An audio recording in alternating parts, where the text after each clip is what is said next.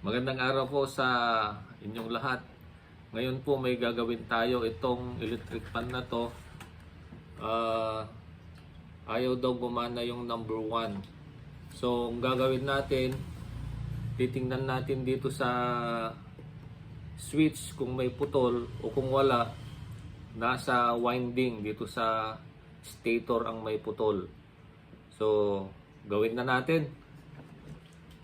So ito mga kaibigan, ito yung 0, ito yung number 1, pero number 2 gagana, tsaka number 3. Pero pag i-press mo itong number 1, o yan, wala. So buksan muna natin ito mga kaibigan dito sa likod para ma-check yung wiring.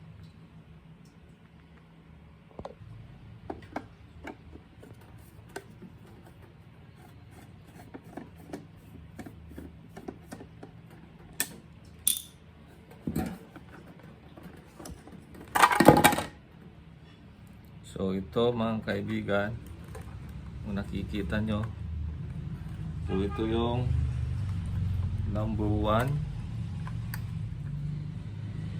kulay white, walang putol, so white siya. Ito, walang putol dito sa, ayun, tanggal siya sa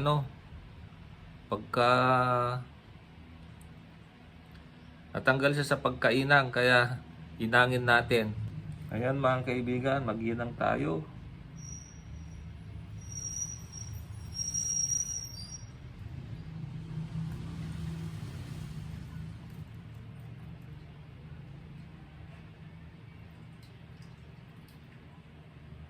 Yun.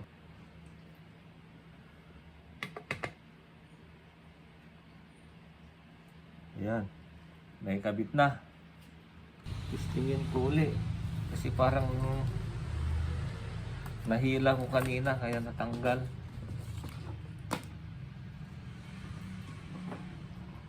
Number 1. Wala talaga. So hindi dito ang diferensya mga kaibigan, nandito sa winding.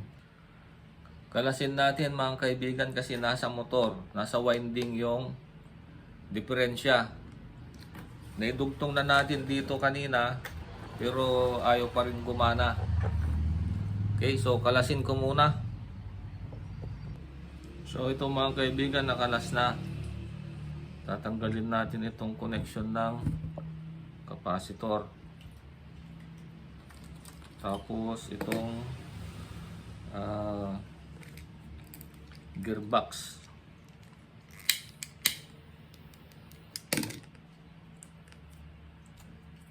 Yan.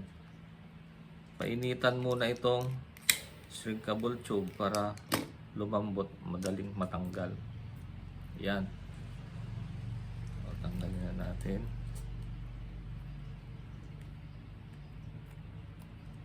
Yan.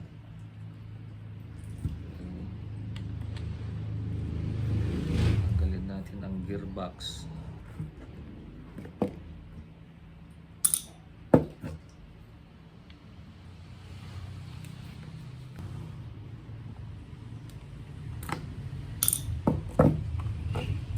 Yun. So buksan na natin ang motor mga kaibigan.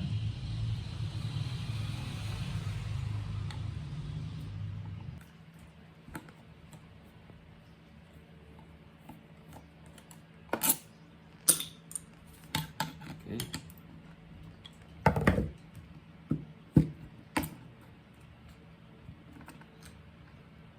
Yan.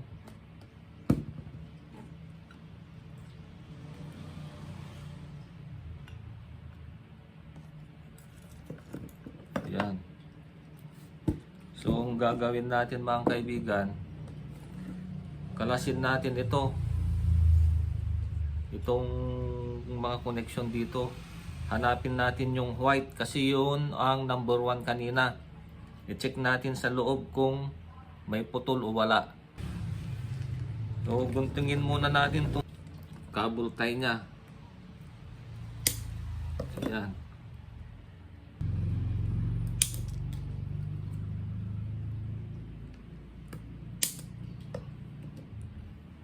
hanapin natin itong white. Itong white mga kaibigan ng number 1. So ito siya.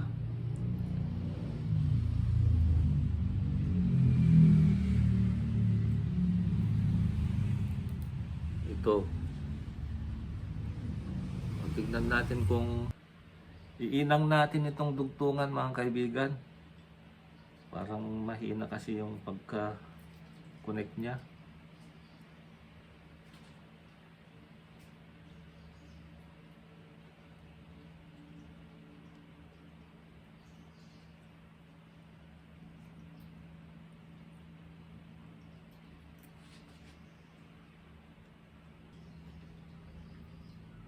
Yun.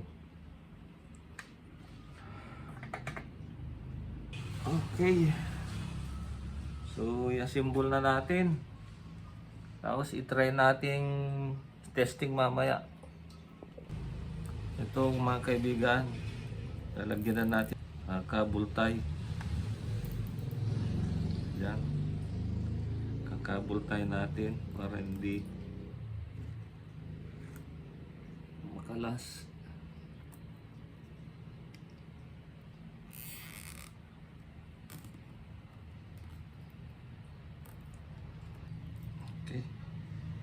Putulin natin yung mga sumobra.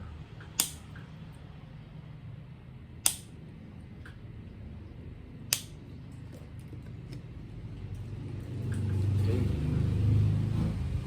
I-assemble na natin mga kaibigan, tapos testing natin.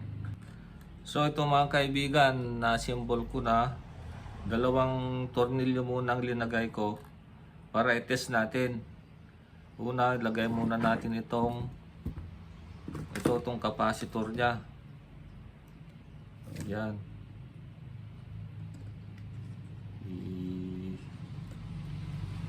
I-connect muna natin ang capacitor para for testing.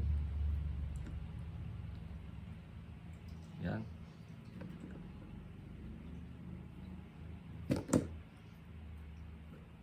Yan. So, nakakonect na. Ngayon, kuha tayo ng tester, lagyan natin sa number 100. Ito. Check natin kung may continuity na. Yan.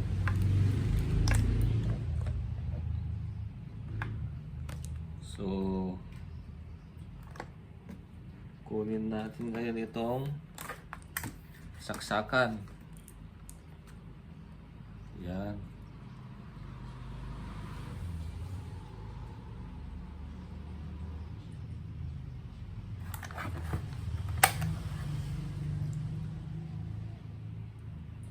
Okay, so ito mga kaibigan,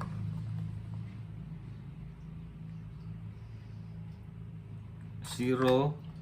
Tingnan natin kung papalo ang number 1.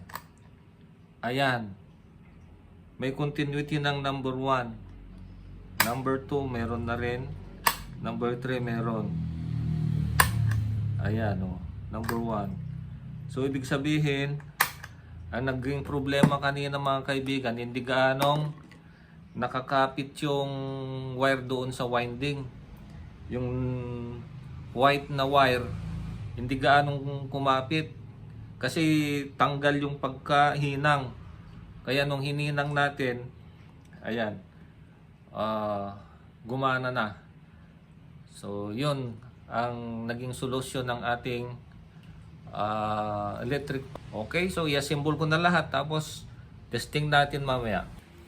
So ito na mga kaibigan, tapos na nating na-assemble. Ngayon, isaksak na natin. Yan, nakasaksak na. Kanina ayaw umandar ang number 1. Ito yung 0. So number 1. Ayan na, gumana na. So okay na itong electric fan na ito, pwede nang gamitin. So yun mga kaibigan, doon na po nagtatapos ang aking video sa araw na ito. Naway may natutunan po kayo, at huwag nyo na rin kalimutan mag-like, share, and subscribe para sa mga susunod kong mga videos ay ma-notify po kayo. Bye-bye and God bless.